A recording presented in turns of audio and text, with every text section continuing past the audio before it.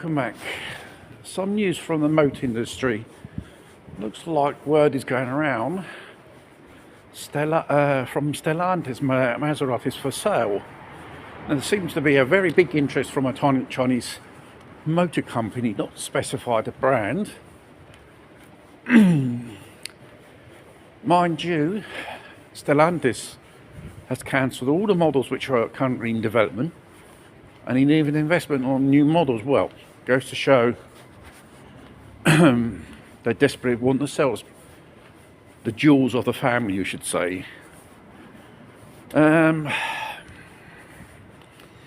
Stellantis is under bad marketing management, and obviously high prices of motor vehicles of their brands. This is a general trend in any brand in Europe, basically.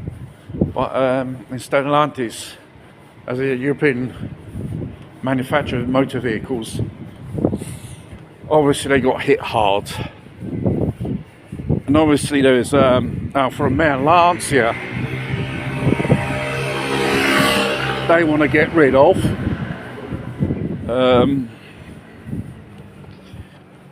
Probably what ruined the reputation of certain brands in this group of vehicles, brands, is the engine.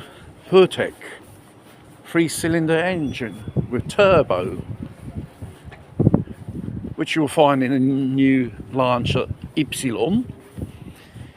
Price is €29,000. I think it's a bit too much for a small car. Mind you, the Lancia, this model, Lancia Ypsilon, has got nothing to do with the traditional model, which was made in Poland, which then used the platform of the Panda, which was still engines made by the Fiat. This PureTech engine is a Peugeot engine, believe it or not. From 2012, it became standard on models, and all Stellantis cars, they look all the same. Got the same engine as well, technology. The PureTech rubbish 3-cylinder thing, which is creating customers a fucking nightmare. I think there's around about 350,000 customers in Europe are pretty angry after God knows how many kilometres, low kilometres, and then fucking thing breaks. Pistons, bielas, crankshaft disintegrated. And nodded in one of my precedent videos, I was talking to a chap who had a Opel Mokka, which mounts the same type of engine, and he had to spend more than €1,000 repair for minor damage on the engine, believe it or not. You got to know these engines are made in China from the manufacturer Dongfeng. Dongfeng is very familiar of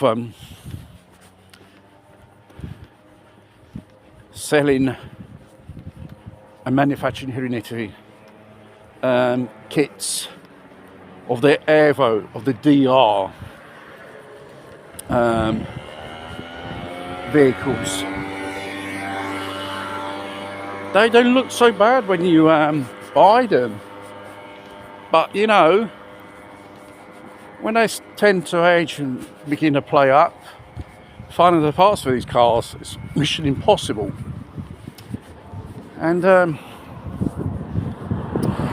it's a very sad thing. Certain brands of Stellantis, of the Fiat, which I mentioned before, may disappear or be sold off to Chinese car manufacturers. And thus the spirit and the legend and the myths which throughout the years these cars have conquered many thousands of clients throughout the years.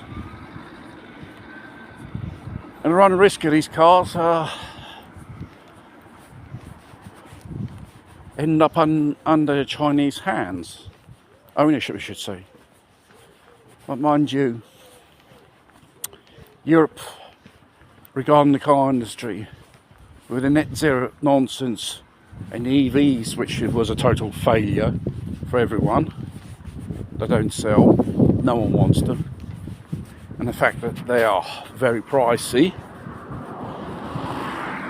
and even pricey the service, and they tend to have problems with electronic components and electrical parts as well. It's a very complex machine, an electric car, not like more than 100 years ago. Very simple and probably a lot more reliable as technology. But there you go. I think the part of the ruin of Stellantis, like many car factories in the West, is investing public money on EVs, asking respective governments to make it mandatory the sales of these vehicles to people who don't want to buy it. You know, you're in the business to produce a product which the punters want to buy. No.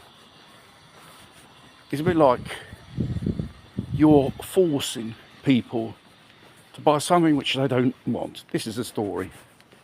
And afterwards, cheap, looking, poor quality, and obviously they have issues with the engines, like I said before. I think Stellantis shouldn't standardise the engines for all their brands throughout the group. It should be for Fiat, typical engines of the Fiat, Peugeot, typical engines of the Peugeot, and so on. You can't put that bloody crap Pertec underneath a prestigious brand like in a Fiat. You may not like Fiat, but Fiat car engines of the past 10, 15 years or 20 years ago, you do see the models who mount a fire engine which is efficient with fuel, reliable, and maintenance cost reasonable, affordable. But you know, you can't sell a car which after 120,000 kilometres you have to dismantle half of the fucking engine, just get to the distribution belt to change it. It's ridiculous. It's a scam which the car makers, to oblige their clients to take the car into the dealers to have it repaired. And obviously car dealers, when it comes to labour, is a lot more expensive regarding if you take your car to a garage, your garage round the corner, a garage which guarantees you good prices and a good job done. It's a trust which Consumer and Garage, which repairs these vehicles, have conquered throughout years. And these people will never run out of work. You do a good job, good prices, customers return. The fact is, with these car dealerships, the manufacturers make absolute crap. Materials, part engineering, and the costs of maintenance are absolutely ridiculous. I think the customer has the right to take it to the garage which they foresee to have it repaired. If it's warranty repairs, they repair it. If it's ordinary maintenance, like changing oil and stuff like that, there's a European law says you can take it to independent garages long as they use original parts for this model and make of vehicle, which I think the car makers tend to make life difficult for their customers, because if you produce a shitty car and it's expensive to repair and it's not reliable, do you really think that person will come back and buy another car from you? No, I don't think so. People go where price of the vehicle is reasonable, reliable, efficient. When it comes to cost of the maintenance, reasonable as well, and easy to repair and to find parts as well after marketing. These brands who want to have the monopoly on repairs or after car servicing and maintenance in that area, there's a bit of a lobby.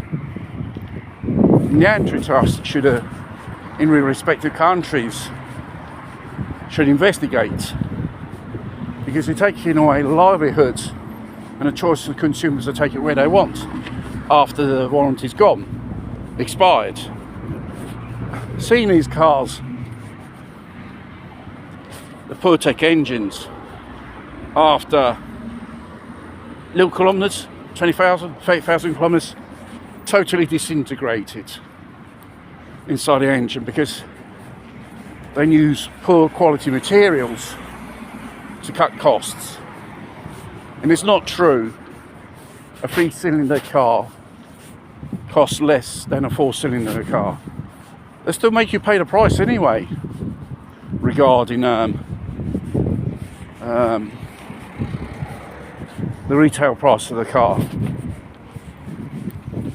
because Fiat, since they produced the Fire, that type of engine which is called Fire, which is probably the best ever engine they ever produced,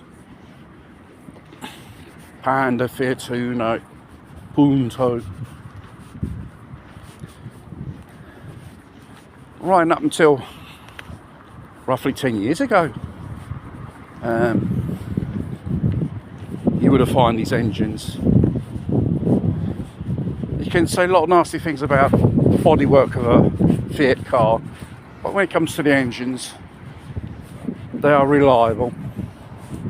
They don't give you so many problems as other manufacturers. The thing is, if you take care of your car, it will last you for a long time. The problem is, modern cars these days are made out of crap. Let's face it.